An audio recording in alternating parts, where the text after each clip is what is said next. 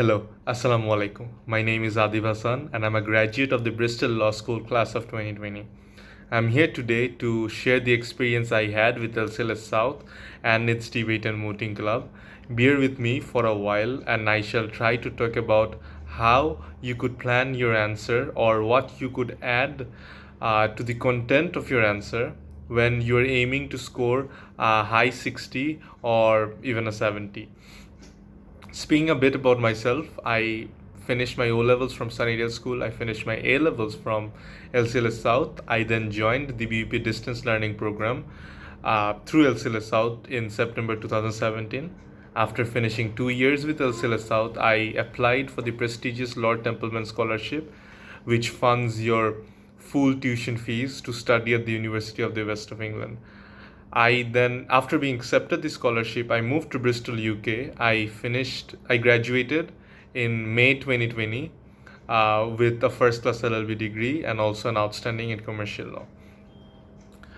I joined the debate and mooting club during my first year at LCLS, and the first competition that I participated in was the Intra LCLS South Moot Court competition, uh, where I became a semi-finalist. After that, I participated in a few mooting competitions, in a number of mooting competitions, last of which was in BRAC, where our team representing LCLS South bagged the championship trophy. In the 2 years of mooting experience and also the experience of working with the debate and mooting club, I can say that the DMC has helped me develop a much better understanding of the law. It also did help me write an attractive application for the Lord Templeman Scholarship. It taught me essential skills, which then helped me attain a first class uh, degree at UV.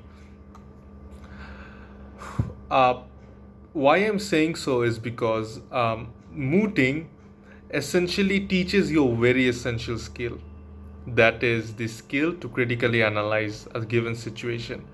And in mooting you do this, what you do basically is you learn to form two sides of an argument. Therefore, in all the competitions that I participated in, I did the same thing. I was taught to critically analyze a given situations. If you could relate this with your LLB, you must look at the mark scheme by which you are marked.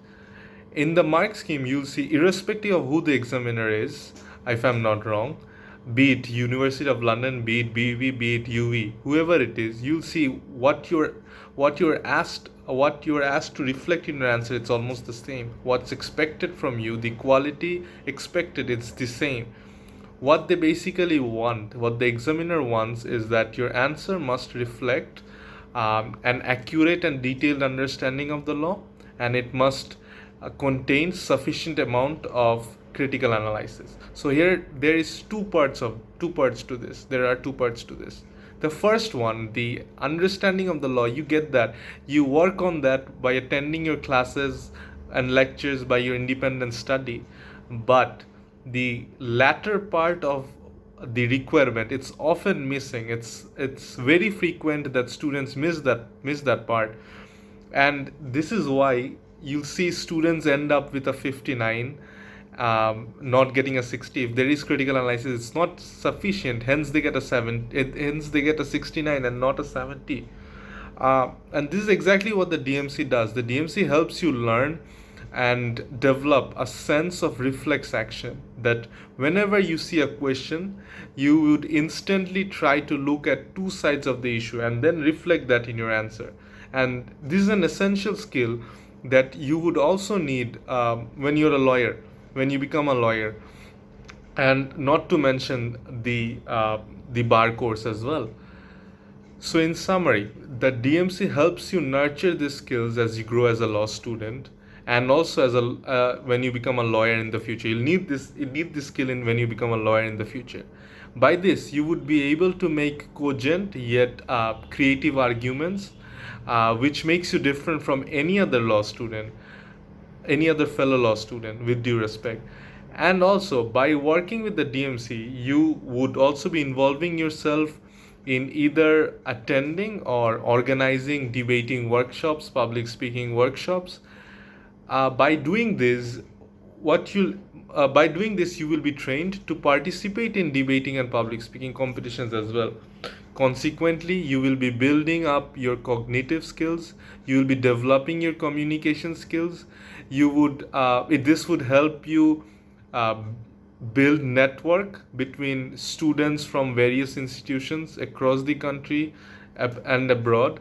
And also you will be working on many more career building skills. Having said that, I think this is all I wanted to say today. Thank you for your time, and if you have any queries, feel free to ask. Thank you.